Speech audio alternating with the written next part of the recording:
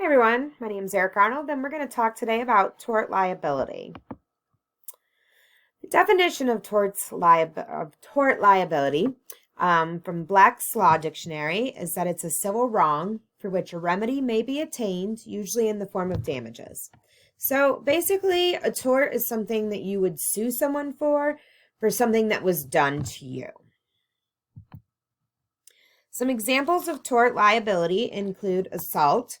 Assault is giving someone the belief they are about to receive hurtful or unwanted contact. So that doesn't mean actually physically coming in contact with someone. That means making them believe that you're going to do that. Battery is when hurtful or unwanted contact takes place. Negligence would be when you are exposing others to unreasonable harm.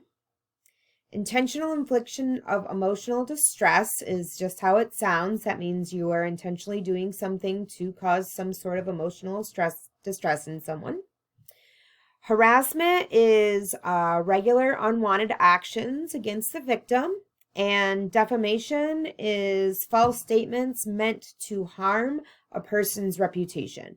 So any of those things can cause you to wind up in litigation if you are accused of those.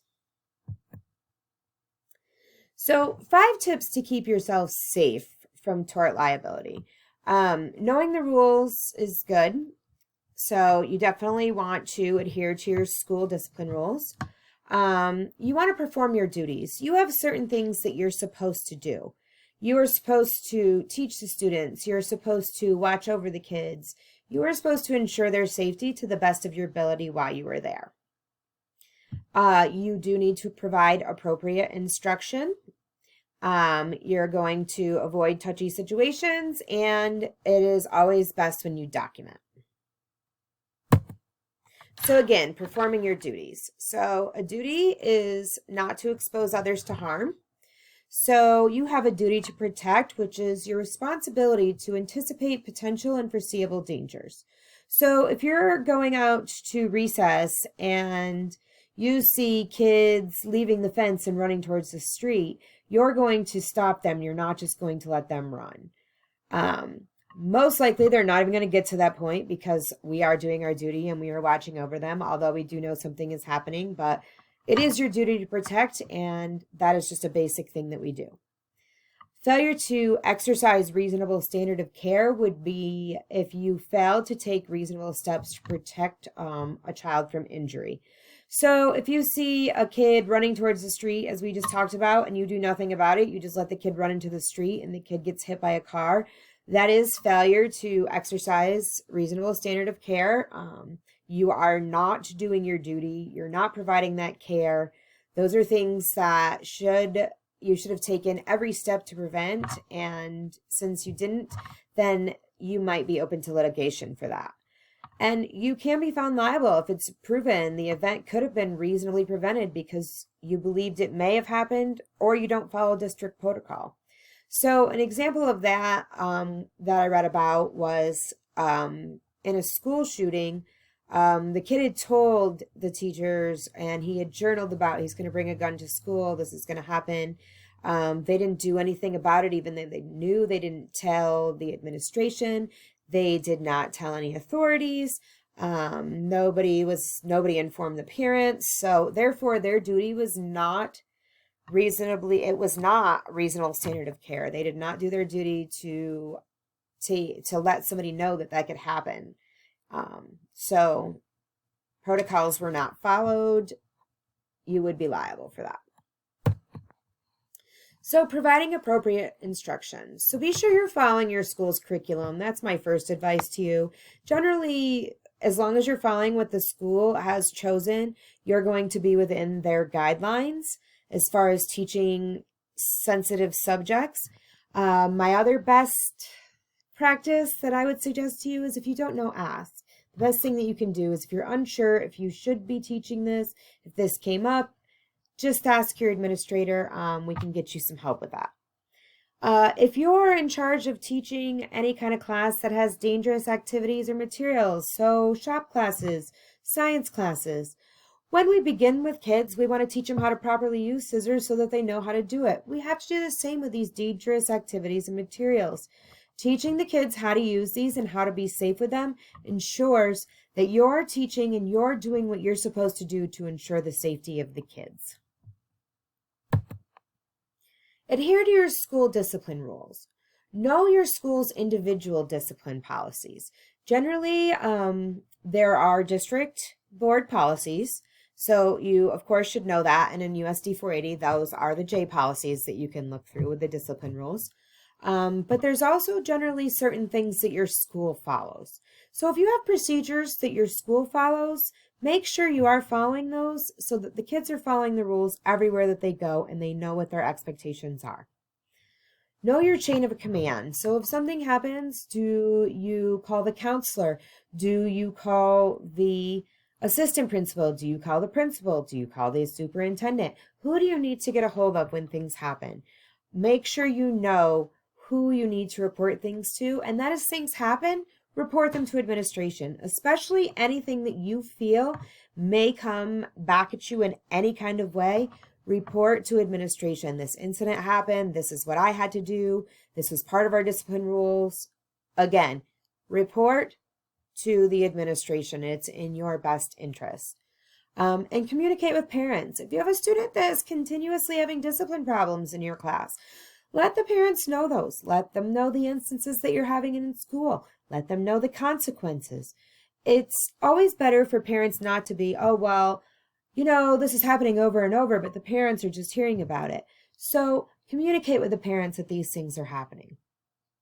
And absolutely, 1000%, if you have any suspect of any kind of suicide or anything like that, again, report to your administration, report to the parents. It is your duty to let parents know that you feel that there are some suicidal indices going on. We really need to make sure that we are doing the best that we can to help students that we have any concerns in that area with. Avoid touchy situations. So by this I mean actually physically touching someone. Whenever necessary, avoid touching. Sometimes that can be good or bad. A kid can hug you and then that can be misinterpreted and it could come back badly. I'm not saying do not hug the kids. I'm not saying things like that. Just know your situation and do your very best to avoid things that can put you into a sticky situation. As far as assault and battery charges, most of them that are reported do come from discipline. And generally that might be something like you had to physically intervene for a reason of self-harm or harm of others. It generally is breaking up fights, things like that. Again, you have to keep everyone safe. You need to do your job, but whenever you can, avoid touchy situations. What I would also recommend to you is if you do have kids with behavioral issues, then there are CPI trained people within the building. Know who they are, and if you would like to be CPI trained on yourself, which is the crisis prevention training, then you can ask and we can probably get you into that training as well.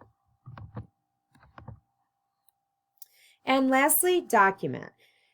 You want to document everything. Student instances. So you have a student in your class that is consistently getting in trouble. Start keeping track of when this is happening. Get a hold of your local behavior team. I know in our school district, we have one in each building, plus we have a district one. See if you can get some intervention logs, log those incidences, log the interventions you're doing. And that goes for behavior and for academic. If you have students that are academically struggling and you're doing interventions, log those interventions so that we can show that we are helping these students and we're doing our very best for them. Anytime you have any maintenance requests or issues of things that may harm students, make sure you log that you have filed those requests. As we file them through our school do, that does keep a log for us, so it is there.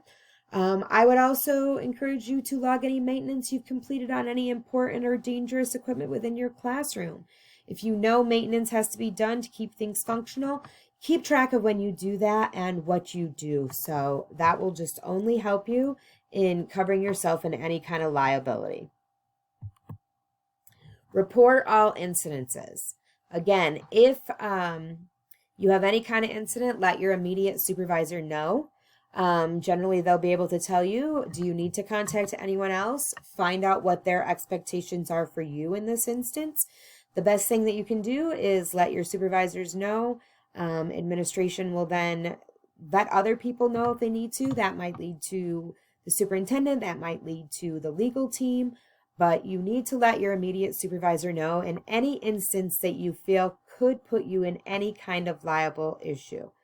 You should document the incident. Again, write down as much information as you can remember as soon as possible. This again will help you if it ever comes to litigation. It is nice for you to have that documentation, both for yourself, for your students, for your families, for your school. Keep the incident to yourself unless otherwise directed to do so. You don't need to talk about this to other people. You want to be sure that you're not doing something that's putting you in more danger. So do your very best. Keep the incident to yourself. Again, talk to your administration. They'll let you know who you should talk to, who you shouldn't, and what steps you need to take.